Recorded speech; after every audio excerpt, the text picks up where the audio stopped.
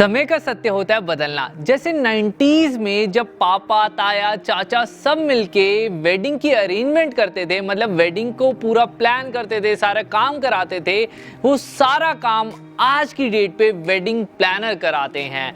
और ऐसे बहुत सारे लोग हैं उनको यही नहीं पता कि वेडिंग प्लानर होते कौन हैं। इसीलिए आज के चैप्टर में हम ये सीखेंगे कि वेडिंग प्लानर कौन होते हैं और कौन होते हैं wedding decorator.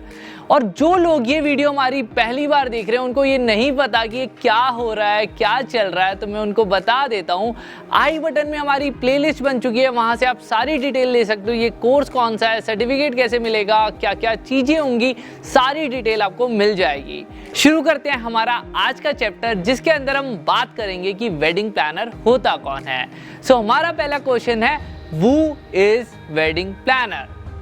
A wedding planner is a professional who assists with the design, planning, budgeting and management for the client's wedding.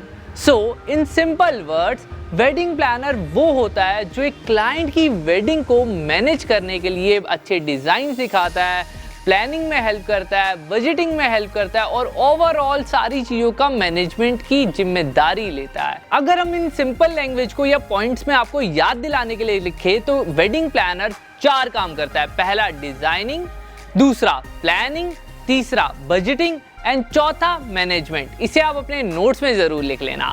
इसके बाद हम बात करते हैं कि वेडिंग प्लानर का जो मेन फोकस एरिया होता है वो ये होता है कि वो मैनेजमेंट बहुत अच्छा करे, और अच्छा मैनेजमेंट के लिए प्लानिंग और बजटिंग स्ट्रांग होनी चाहिए।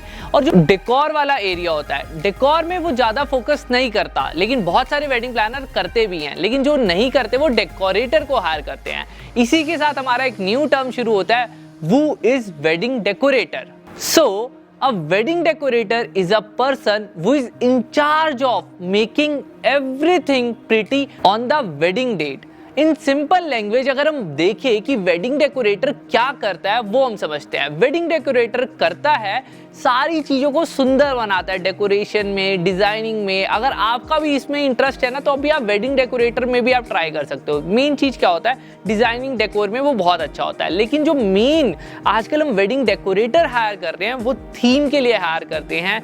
या तो एक ग्रूम या फिर ब्राइड के जो सपने होते हैं उनको सच करने के लिए भी वेडिंग डेकोरेटर चाहिए होता है। वेडिंग मैनेजर तो अच्छे से मैनेज कर पाएगा, लेकिन एक डेकोरेटर ही है जो उसके अंदर ना जान भर पाएगा on the basis of decoration. तो अगर आपको भी लगता है कि आपकी वेडिंग में डेकोरेटर होना चाहिए तो आप स्पेशली भी डेकोरेटर हायर कर सकते हो। अदरवाइज बहुत सारे वेडिंग प्लानर अलग से डेकोरेटर हायर कर लेते हैं। ये भी हमने देखा है, अलग अलग वेडिंग में अलग अलग डेकोरेटर, तो ये भी होता है। अब हम बात कर लेते हैं कि अगर आपको वेडिंग प्लानर बनना है तो क्या स्किल्स आपको सीखनी पड़ेंगी, अगर आपको वेडिंग डेकोरेटर बनना है तो क्या स्किल्स सीखनी पड़ेंगी। स्किल्स से अगर आप सीखोगे तो आप वो चीज बन पाओगे। तो हम बात करते हैं सबसे पहले वेडिंग प्लानर्स की। वेडिंग प्लानर के लिए जो स्किल सीखना बहुत जरूरी है, पहले नंबर पे है प्लानिंग स्किल्स। प्लानिंग स्किल्स सीखना बहुत ज़्यादा ज़रूरी होता है, क्योंकि अगर आपको प्लानिंग स्किल्स अच्छे से आएगी ना तभी तो आप एक वेडिंग को अच्छे से प्लान कर पाओगे। इसी के साथ हम बात करते हैं दूसरे नंबर की स्किल्स, जिसको हम बोलते हैं मैनेजमेंट स्किल्स। मैनेजमेंट स्किल्स मतलब ये नहीं होता कि आपको सारा ऑन पेपर मैनेजमेंट आना चाहिए, आपको एक लीडरशिप काइंड ऑफ मतलब लाइक आपको लोगों को मैनेज करना भी आना चाहिए। तो ये थी हमारी दूसरी स्किल्स। तीसरी स्किल्स के ऊपर हम बात करते हैं कम्युनिकेशन स्किल्स। कम्युनिकेशन स्किल्स बहुत ज़्यादा ज़रूरी होता है अगर आप वेडिंग प्लानर बनने वाले हो, क्योंकि अगर आप अपनी आइडियाज़, अपनी चीज़ों को सामने प्रेजेंट ही नहीं कर पाओगे तो कौन समझ पाएगा कि आप क्या सोच रहे हो। और हमारा काम तो वैसे भी इंटेंजिबल होता है, मतलब दिखता तभी है जब होता है। तो पहले लोगों को अपने विजन से दिखाना होता है, फिर रियलिटी में दिखाना होता है। इसी के साथ हम बात करते हैं हमारी फोर्थ स्किल की, जिसके अंदर हम बात करते हैं नेगोशिएशन स्किल। नेगोशिएशन स्किल क्या कि मतलब अरे भैया ये 10 रुपए का, नहीं 8 रुपए का, तो ये नहीं, मतलब लाइक तरीके का नेगोशिएशन। बहुत टाइम आपको बड़ी बड़ी डील्स क्रैक करनी पड़ेगी, वेन्यू के साथ नेगोशिएट करना, वेंडर्स के साथ नेगोशिएट करना, और वहाँ 10-15 रुपए का नेगोशिएशन नहीं होता, वहाँ 10-15 हज़ार का नेगोशिएशन होता है। अगर आपने अच्छे नेगोशिएट करते हो तो आपको बहुत अच्छा मार्जिन मिल जाएगा, और मार्जिन से आप या तो क्लाइंट को अच्छे कम रेट पे दे पाओगे या फिर आप अपने प्रॉफिट ज़्यादा बुक कर पाओगे। तो ये स्किल बहुत ज़रूरी है। इसी के साथ हम बात करते हैं हमारी 5th स्किल की। Again it's a leadership skill. Leadership skill होना बहुत ज़्यादा ज़रूरी है। जैसे अगर हम प्रॉपर एक वीडियो भी मैं बताऊंगा जिसमें अलग अलग टाइप के लीडर्स होते हैं और इनके अंदर क्या एडवांटेज होते हैं, क्या डिसएडवांटेज होते हैं, ये जानना आपको बहुत ज़रूरी है। और जो आपके नेचर के हिसाब से मैच करता है और जो आपके काम के हिसाब से ज़रूरत वाला लीडर मेथड होता है, वो आपको यूज करना बहुत ज्यादा जरूरी है। लास्ट बट नॉट लीस्ट हमारी 6th skill, budgeting skill. Budgeting skill एक ऐसी इतनी इंपॉर्टेंट स्किल है कि अगर आप कि मैथ्स या फिर आपका अकाउंट्स बहुत स्ट्रांग है या नहीं भी है, आपको समझ आता है कि कितने में कितना प्रॉफिट होगा और कितने में कितना लॉस होगा, अगर आपको ये भी क्लियर होता है तो भी आप वेडिंग प्लानर बनके ये स्किल से बहुत अच्छे मार्जिन्स बुक कर पाओगे। सो ये तो था थोड़ा कैलकुलेटिव और थोड़ा वेडिंग प्लानर वाली स्किल्स। सो अब बात कर लेते हैं उन स्किल्स की जो वेडिंग डेकोरेटर को आनी चाहिए। पहली स्किल्स है डिजाइनिंग।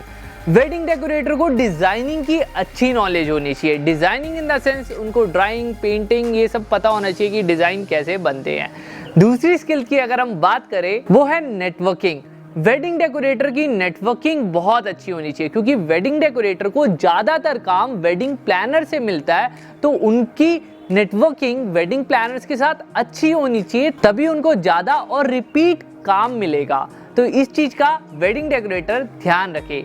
तीसरी स्किल्स है कम्युनिकेशन स्किल्स। कम्युनिकेशन एक ऐसी चीज है जो आपको चाहे किसी भी डिपार्टमेंट हो आनी बहुत जरूरी है, और कम्युनिकेशन ही एक ऐसी स्किल्स है जिससे आप अपने आप को एक्सप्रेस कर पाते हो सामने वाले के पास। तो ये स्किल सीखना बहुत ज्यादा जरूरी है। एंड चौथी स्किल्स है आपकी ग्राफिक डिजाइनिंग। मतलब कम्युनिकेट करके आप बता सकते हो, लेकिन ग्राफिक से जो समझ आता है ना सामने वाले को, वो बहुत अमेजिंग होता है। तो ग्राफिक डिजाइनिंग हो गया, 2D 3D भी हो गया, उसमें भी अगर आपका हाथ अच्छा है तो वो आपकी स्किल्स बहुत ज्यादा मदद करेगी। Last but not least it's technical skills. Technical skills मतलब क्या? प्रोडक्शन की अच्छी नॉलेज होनी चाहिए, उनके बारे में आपको अच्छे से पता होना चाहिए। क्यों पता होना चाहिए मैं वो बताता हूँ। अगर आप एक डेकोरेटर बनने वाले हो, अब आप नए नए आइडिया सोचोगे, नए नए प्लानिंग करोगे, नए नए ग्राफिक्स बनाओगे, लेकिन कभी कभार ऐसा हो सकता है, ये बहुत टाइम ऐसा हो सकता है कि अगर आपके पास टेक्निकल स्किल्स नहीं है तो आप उन चीज़ों को एग्जीक्यूट करने के टाइम पे बहुत बड़ी प्रॉब्लम हो सकती है। अगर आपको ये नहीं पता 10x10 कितना होता है और आपने सोचा कि एक आपको पीछे बैकड्रॉप बनाना है, तो वो बहुत इम्पॉसिबल सा टास्क हो जाएगा। तो इस चीज़ का बहुत ध्यान रखना। ये 5 स्किल्स है, इसके ऊपर आप जरूर काम करना। यहाँ तक हमने देख लिया कि वेडिंग डेकोरेटर कौन होता है, वेडिंग प्लानर कौन होता है, क्या क्या स्किल्स चाहिए होती हैं। अब हम कुछ ऐसे कॉमन पॉइंट के बारे में बात कर लेते हैं जो शायद आपको पता होना बहुत जरूरी है। पहला पार्ट ये है कि जो वेडिंग प्लानर होता है, इन सिंपल वर्ड अगर हम कैलकुलेट करें तो वो सिर्फ पूरी वेडिंग मैनेज करता है, और जो वेडिंग डेकोरेटर होता है वो सिर्फ डेकोरेशन मैनेज करता है। दूसरा पॉइंट ये है, विदाउट वेडिंग डेकोरेटर भी पूरी शादी हो सकती है, लेकिन बिना वेडिंग प्लानर के शादी पॉसिबल ही नहीं होती। तीसरा पॉइंट ये है, ऐसे बहुत सारे वेडिंग डेकोरेटर भी हैं, वो भी अपने आप को वेडिंग प्लानर बोलते हैं, और बढ़िया बात यह है कि उनकी जो वेडिंग्स होती हैं, उनकी फोटोज होती हैं, वो दिखने में बहुत बढ़िया होती है, लेकिन वहाँ पे एक बहुत बड़ी चीज़ मिसिंग होती है जो वेडिंग प्लानर के पास होती है, वो होती है मैनेजमेंट। वहाँ पे हमने ऐसा बहुत बार देखा है कि वहाँ मैनेजमेंट की बहुत कमी आपको देखने को मिलेगी। तो ये चीज़ अगर आप अपने लिए बनने वाले हो या आप ढूंढ भी रहे हो वेडिंग प्लानर और डेकोरेटर, ये ध्यान रखना वो प्लानर है या डेकोरेटर है, ये आपको बातों से समझ आ जाएगा। अगर डेकोरेशन पे ज़्यादा ध्यान है तो वो डेकोरेटर हो सकता है, मैनेजमेंट में ज़्यादा ध्यान है तो वो प्लानर हो सकता है। चौथा पॉइंट है हमारा, जैसे बहुत सारे बैंक्वेट्स में मोनोपोली होती है, मतलब मोनोपोली मतलब एक बंदा ही वहाँ पे सारा अरेंजमेंट कर सकता है, ऐसा बहुत सारे छोटे बैंक्वेट्स में होता है, तो वहाँ पे वेडिंग प्लानर नहीं काम कर सकता अपने हिसाब से। तो वहाँ पे हमें बहुत ज़्यादा ज़रूरत होती है वेडिंग डेकोरेटर की, क्योंकि वो अपने आइडियाज़ उस मोनोपोली इन्वायरमेंट में भी बहुत अच्छा डेकोरेशन करके दे सकता है, वो अपने आइडियाज़ दे सकता है। उन आइडियाज़ को आगे वो प्लानर एग्जीक्यूट करता है उस केस में, अगर ऐसा मोनोपोली वाला केस है तो। लास्ट बट नॉट लीस्ट ये पॉइंट में हम ये बात कर रहे हैं, जो वेडिंग प्लानर होता है वो इंश्योर करता है बजट में सारी चीजें हो, टाइम से सारी चीजें हो और सारी चीजें फ्लो में चले। और जो वेडिंग डेकोरेटर होता है वो इंश्योर करता है कि जब भी कोई क्लाइंट उसकी जगह को देखे, मतलब जब भी वो वेन्यू के ऊपर आए, लोकेशन के ऊपर आए, वो क्या वाह क्या बना दिया, क्या चीज कर दी, मतलब मजा ही आ गया। वेडिंग डेकोरेटर ये इंश्योर करता है और वेडिंग प्लानर बाकी चीजें इंश्योर करता है। तो ये थोड़ा बहुत डिफरेंस था वेडिंग प्लानर और वेडिंग डेकोरेटर के बीच में। आई होप आपने कुछ सीखा हो। अब हम बात कर लेते हैं, अगर आपको वेडिंग प्लानर बनना है या डेकोरेटर बनना है, कमेंट्स में तो हमें जरूर बताना। और मैं आपको बता देता हूँ, ये सारी स्किल सीखने के लिए, टेक्निकल नॉलेज सीखने के लिए बहुत सारी ऐसी चीजें जो आपको सीखनी होंगी, उसके लिए आप हमारा सेकंड पार्ट कर सकते हो हमारी एप्लीकेशन के थ्रू। ज्यादा डिटेल के लिए या तो नंबर पे या ऐप के ऊपर जाके आप सारी डिटेल ले सकते हो। उसके अलावा मैं आपको बता देता हूँ, कमेंट जरूर करना है। तब तक के लिए wish you all the very best. आप अपनी लाइफ में ग्रो करो और इस वीडियो को उसके साथ शेयर करना जो आपका वेडिंग पार्टनर बनने वाला है। तब तक के लिए एंजॉय करो, बाय।